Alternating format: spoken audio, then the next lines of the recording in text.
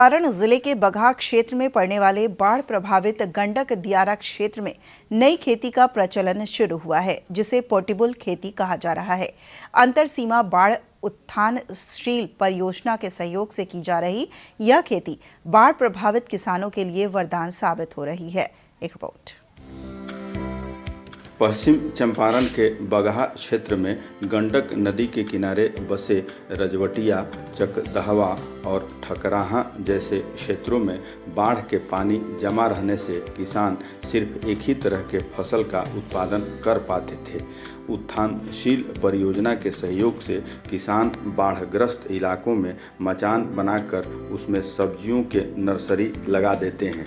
खेतों में बाढ़ की पानी सूखने पर तत्काल मचान पर लगाए सब्जियों के नर्सरी का उपयोग अपने खेतों के लिए करते हैं। साथ ही नर्सरी को बेचकर नर्सरी लगाने की लागत भी किसान निकाल लेते हैं। बाढ़ग्रस्त इलाके के बहुत सारे किसान इस विधि को अपनाकर मिर्च, बैगन, टमाटर, मूली और फ्रेंच बीन की खेती कर रहे हैं। उत्थानशील परियोजना के कोऑर्डिनेटर रवि मिश्रा ने बताया कि पोर्टेबल खेती से किसानों को अगैती खेती करने का अवसर उपलब्ध हुआ है, साथ ही उनके आय के स्रोत भी बढ़े हैं। बांस का मचान बना करके उसके ऊपर 4 इंची मोटी मिट्टी, खाद और बालू की परत राख के साथ मिला करके डाली गई, जिसमें नर्सरी लगा दिया गया था अगस्त लास्ट वीक में। और अब किसान उस नर्सरी के पौध को भी बेचा है, जिससे कुछ बाढ़ के दौरान और इस कोविड-19 के प्रभाव के दौरान किसान को आमदनी हुई है, अपनी रोजी रोटी को स्थापित करने में सफल हुआ है। और अपने खुद के खेत में जो 2 महीना बाद काम करता है, वह आज उनके खेतों में सब्जियों की फसल लहरा रही है, 2 महीना पहले हो गया है। और जिसका प्रतिफल यह है कि एक वरदान के रूप में इनको अगैती खेती करने से आमदनी का एक स्रोत बन गया है।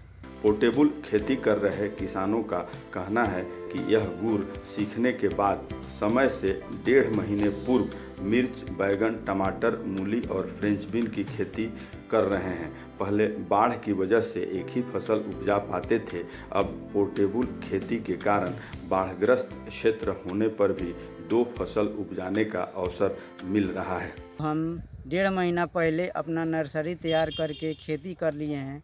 अभी हमारा फल फूल लेने के कगार पे है, फल फूल लेने लगा, जिसमें हम टमाटर, बीन्स, मिर्चा, बैगन की खेती किए हैं, जो समय से 1.5 महीना पहले ही हमें तैयार मिलेगा। प्रदेश के बाढ़ग्रस्त क्षेत्रों में रहने वाले किसान अंतर सीमा बाढ़ उत्थानशील परियोजना के सहयोग प्राप्त कर खेती से आय बढ़ाकर अपना जीवन स्तर भी सुधार सकते हैं। पश्चिम चंपारण से आशीष कुमार की रिपोर्ट, दूरदर्शन समाचार, पटना।